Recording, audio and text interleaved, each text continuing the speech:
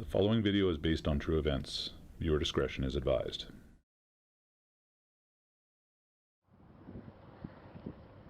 The RCMP's investigation into the disappearance of James Carlson began on May 19, 2008, with the discovery of his work truck abandoned in a farmer's field near Allen, Saskatchewan. This discovery was unusual in the fact that James was a heavy-duty mechanic by trade and used his truck essentially as his mobile office.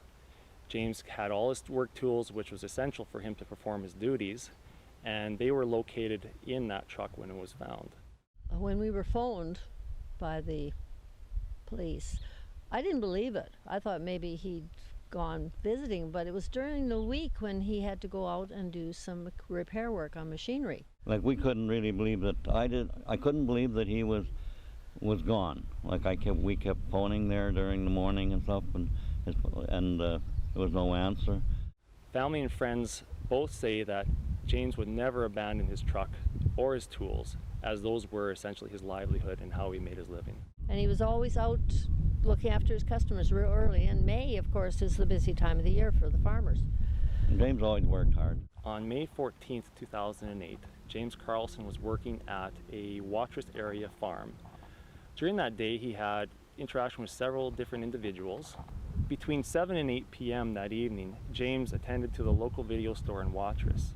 James left the video store, and this is the last confirmed sighting that we have. I was quite confused, really. Like, we were getting worried. Then at that time, we were getting worried. At the time of James's disappearance, he was living alone in a house that he rented on 4th Avenue East in Watrous. On May 20th, 2008, the RCMP's Forensic Identification Section examined his residence for signs of anything that might help us discover why James disappeared.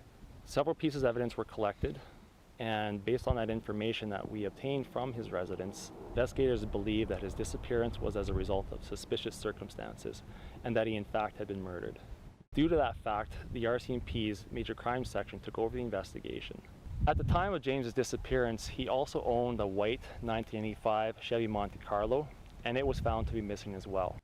On May 5th, 2010, James's white 1985 Chevy Monte Carlo was located in a secluded rural area near Rostron, Saskatchewan. The vehicle was hidden in a group of trees, and upon examination was found to have had automotive fluid spread all over the interior. The spreading of this automotive fluid made it impossible for the collection of any forensic evidence such as DNA or fingerprints. I kept all his tools for 5 years, and just last month we put them on an auction sale.